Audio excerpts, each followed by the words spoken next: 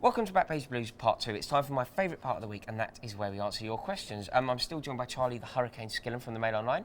Should we make a start? Go on, mate. We've got some very interesting questions. Thank you for getting them in. The majority came through on Twitter. Very grateful for them all. The first one that we'll go to is Alex Hawks. Alex is a friend of the channel, actually. Cheers for your question, Alex. He has asked us, quite simply, who is the worst signing this season? How long you got, Alex? Yeah. We'll have to move on to part 3.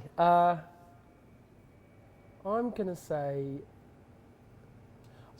I won't say worst, certainly the oddest, I think, was Papi Djilobodji. Not a young player, 27-year-old player, who no one in France particularly rated. No, the weirdest thing was only had a couple of caps for Senegal and played less than a minute at Walsall. And never touched the ball at Walsall. Yeah. I think he touched the ball. Do you know the weirdest thing about before that whole getting signing? off to Wolfsburg. The weirdest thing quite well. about that signing I found was when he was announced, firstly, within a couple of hours of signing him, he was omitted from our Champions League squad. Yes. So you're like, what? And then, didn't Jose Mourinho admit to never seeing him play? I don't think Jose Mourinho had ever heard of him. Which is just mind-boggling. However, I have one to counter that. Go on. I'm going to go Pato. Yeah. I think it's truly peculiar that we made that signing. Falcao and Pato kind of merged into one for me. But Falcao got on. He scored a goal. Did score a goal. I think with Pato, it seems to be. I think it was a favour, wasn't it, for Jarabchian? Mm-hmm. Also, possibly a possible favour for Jarabchian. I also think that it's just so odd to bring him in. We paid. He's on big wages, in my opinion. What big wages for us, at least. Comes in. Speak for yourself. He hasn't got a glimmer of the first team. And do you know what? Listen to this fact. He is about to beat Kim Kallström's record. Kim Kallström signed for Arsenal in January and didn't make his debut until the 25th of March. Okay. Pato is about to break that record. I like isn't it. He? I like good facts. Yeah, I'm full of them, mate. I'm going to go Pato. Not just but a well-dressed face. I think that your Djilobodji is an excellent suggestion. Yeah, as well. Let us know your thoughts. Yeah. There's a few suggestions, aren't there? Michael Hector, perhaps. Yeah. There's a lot. Right. Next one is from Jack Obi Mikel. I assume that's John's brother. It's a pun. Can we still get a Europa League spot this season? No. Do you want one? Yes, desperately. Yeah, so do I. Love it. Yeah, I so do love I, it. so do I love European football. I love all European competitions. Yeah. And winning that competition in Amsterdam was fantastic. Yeah, that was a good trip. Fantastic. So yes, of course, I would love to be in it. And I think anyone who doesn't comes at football from a very different angle to me. It's not somebody I would necessarily empathise with. Yeah. Somebody who would talk spreadsheets and that sort of completely agree with you, rather than booking trips to Eindhoven and wherever else. Yeah. I can't understand why you wouldn't. Yeah. However, do I think we will? No, and I've got to believe that because Jack Obi Mikel. The reason I have to think that is because it's generally the hope that kills you. And if you keep believing and keep dreaming and then it doesn't happen, it's just torturous for my soul.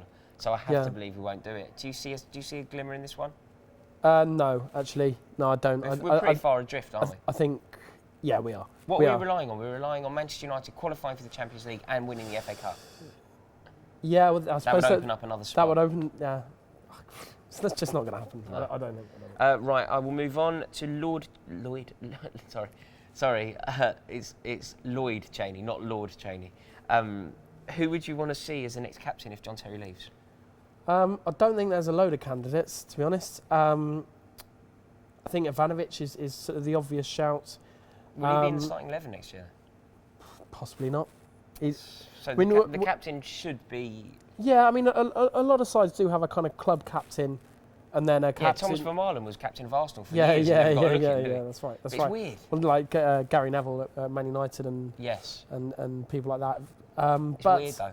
I don't like it. I like the captain I'll let to him know, lead mate. the charge. Yeah. I really do.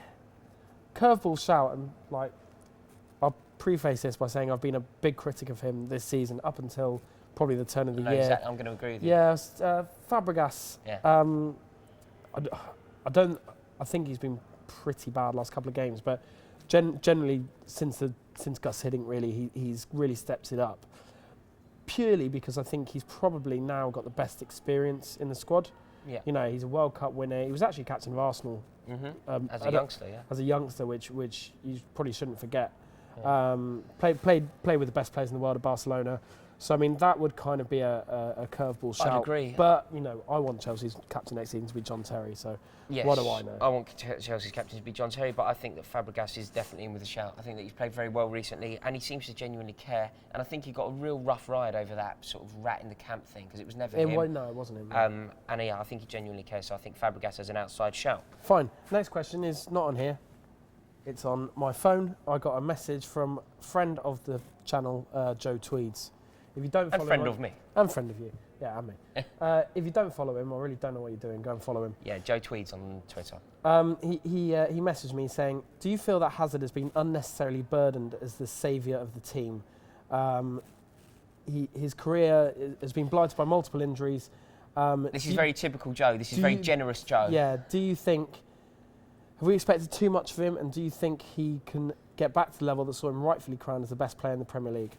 Does he have the mentality to become a consistently world-class player? I think this is a really generous angle that Joe's taking here. So I think that Hazard played brilliantly last season. You know, he was unplayable. He's player of the season, and was one of the leaders in our charge to the title.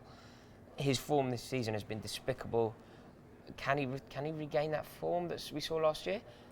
Not necessarily. He could. I don't think it will be at Chelsea. I think it's been long enough now that you can say, the first four months of the season or whatever, you can say, well, look, he's not fit and he's playing tired. It's been too long now. You know, this is a bloke who was Player of the Year, as Joe says, rightfully Player of the Year.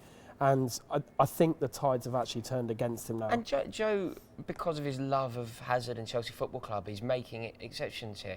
Let's remember what Hazard's been up to recently. Let's remember before we went away to Paris, he flagged that he'd like to play for Paris. Let's remember that at half-time in the return leg, he was swapping shirts with Di Maria. Yeah. Let's remember the man that he is as well. Yeah. It's all very well to kind of gloss over those issues. And also let's remember that he's asked for some time off so he can get himself fit for Belgium. His priority. Yeah, no, I think you know, obviously working in the media, I think a lot of people have lost time for him. Yeah, I'm certainly in that camp. I'm just getting the universal sign for speed up from Jam's Tankle Malice is on, so I'm going to go down and have a dance. So yeah, I'm going to just time for one more quickly, Charlie. It's from Matt Huggins, CFC. Good. He's asked, now that the season is effectively over, do you see the youth being started in the majority of our remaining games? No, I don't. I'd like to see it. But I don't think. We might see a couple of debuts towards the end of the year, the likes of Ola Aina, maybe even Jay Clark Salter. I think we'll see a lot more of Traore, who's impressed massively. I think we'll see a lot more of Kennedy. Yes. It'd be nice to blend some of the boys. I'd love to see Colquitt getting a look in. I'd love to see. It's because he's your younger brother, isn't he? I'd love to see Charlie Colquitt make an appearance. I'd love to see a load of them. I just, you know, the question was, can I see it, and not whether I want it. And I just can't. Loftus-Cheek will get more minutes certainly. But I agree with everything you said there. Dave's going mental, so I'm going to have to wrap up. Guys, thank you so much for watching, and remember, comment below and we could be answering your question next week. And if you enjoyed this video, why not give it a thumbs up and click the subscribe button. Go on you Blues. Welcome to the Chelsea Fans Channel. There have been a few dubious signings coming into the club at the moment, haven't there? We're going to take a moment now to go through the top 5 most dubious and pointless signings to have ever signed for Chelsea Football Club